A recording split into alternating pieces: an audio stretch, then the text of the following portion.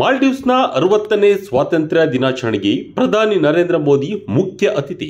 ಬ್ರಿಟನ್ನಿಂದ ನೇರವಾಗಿ ಮಾಲ್ಡೀವ್ಸ್ಗೆ ಬಂದಿಳಿದ ಪ್ರಧಾನಿ ಮೋದಿಗೆ ಸ್ಥಳೀಯರ ಸಾಂಸ್ಕೃತಿಕ ಕಾರ್ಯಕ್ರಮಗಳು ಸ್ವಾಗತ ಕೋರಿದವು. ಮಕ್ಕಳು, ಯುವತಿಯರು ವಿಶೇಷ ಕಲಾ ಪ್ರದರ್ಶನವನ್ನು ತೋರಿಸಿದರು. ಮಾಲ್ಡೀವ್ಸ್ ಅಧ್ಯಕ್ಷ ಮೊಹಮ್ಮದ್ ಮುಯಿಜಿ ಆತ್ಮೀಯವಾಗಿ ಬರಮಾಡಿಕೊಂಡರು.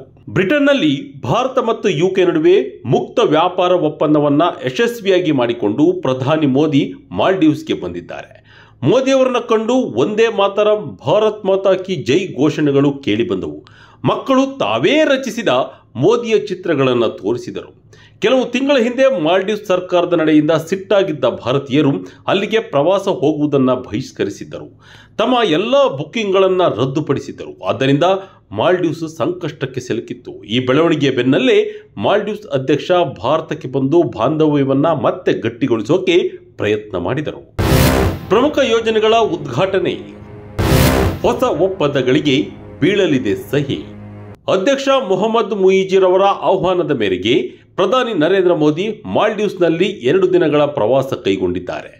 ಈ ಭೇಟಿಯು ಮಾಲ್ಡೀವ್ಸ್ನ 60ನೇ ಸ್ವಾತಂತ್ರ್ಯೋತ್ಸವ, ಭಾರತ ಮತ್ತು ಮಾಲ್ಡೀವ್ಸ್ ನಡುವಿನ ರಾಜತಾಂತ್ರಿಕ ಸಂಬಂಧಗಳ 60ನೇ ವರ್ಷಾಚರಣೆಯ ಸಂದರ್ಭದಲ್ಲಿ ನಡೆಯುತ್ತಿರುವುದು ವಿಶೇಷ.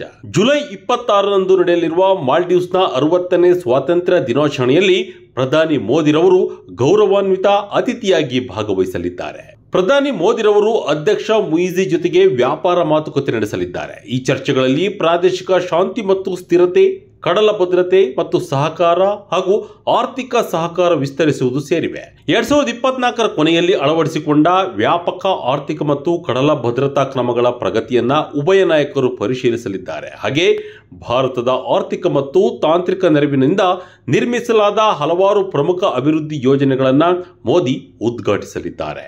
ವ್ಯಾಪಾರ ಭದ್ರತೆ, ನವೀಕರಿಸಬಹುದಾದ ಇಂಧನದಂತಹ ಕ್ಷೇತ್ರಗಳ ಒಪ್ಪಂದಗಳಿಗೆ ಉಭಯ ದೇಶಗಳು ಸಹಿ ಹಾಕುವ ನಿರೀಕ್ಷೆ ಇದೆ. ಇದು ದ್ವಿಪಕ್ಷೀಯ ಸಹಕಾರವನ್ನ ಮತ್ತಷ್ಟು ಬಲಪಡಿಸಲಿದೆ. ಮಾಲ್ಡೀವ್ಸ್ ಅಧ್ಯಕ್ಷರು ಚೀನಾ ಪರವಾಗಿ ವರ್ತಿಸುತ್ತಿದ್ದಾರೆ ಎಂಬ ಆರೋಪಗಳು ಕೇಳಿಬಂದಿದ್ದವು. ನವೆಂಬರ್ 2023ರಿಂದ ಭಾರತದ ಜೊತೆಗಿನ ಸಂಬಂಧದಲ್ಲಿ ಉದ್ವಿಗ್ನತೆ ಉಂಟಾಗಿತ್ತು. ಈಗ ಉಭಯ ರಾಷ್ಟ್ರಗಳು ಸಂಬಂಧಗಳನ್ನು ಸರಿಪಡಿಸಿಕೊಳ್ಳಲು ಪ್ರಮುಖ ಹೆಜ್ಜೆಯನ್ನಿಟ್ಟಿವೆ. ನೆರೆಹೊರೆಯ ರಾಷ್ಟ್ರಗಳ ಜೊತೆಗೆ ಭಾರತವು ಉತ್ತಮ ಸಂಬಂಧವನ್ನ ಮುಂದುವರಿಸುವ ಪ್ರಯತ್ನಿಸುತ್ತಿದೆ. ಹಿಂದೂ ಮಹಾಸಾಗರದಲ್ಲಿ ಭಾರತದ ಪ್ರಾದೇಶಿಕ ಕಡಲ ಭದ್ರತಾ ಸಹಕಾರ ಮಿಷನ್ ಮಹಾಸಾಗರವನ್ನು ವಿಸ್ತರಿಸುವುದಾಗಿ ವಿದೇಶಾಂಗ ಸಚಿವಾಲಯವು ತಿಳಿಸಿದೆ. ಪ್ರಾಕೃತಿಕ ವಿಕೋಪಗಳು ಆದಾಗ ಕೋವಿಡ್-19 ಸಮಯದಲ್ಲಿ ಭಾರತವು ನೆರವಿನ ಹಸ್ತವನ್ನ ಮಾಲ್ಡೀವ್ಸ್ಗೆ ಚಾಚಿದೆ.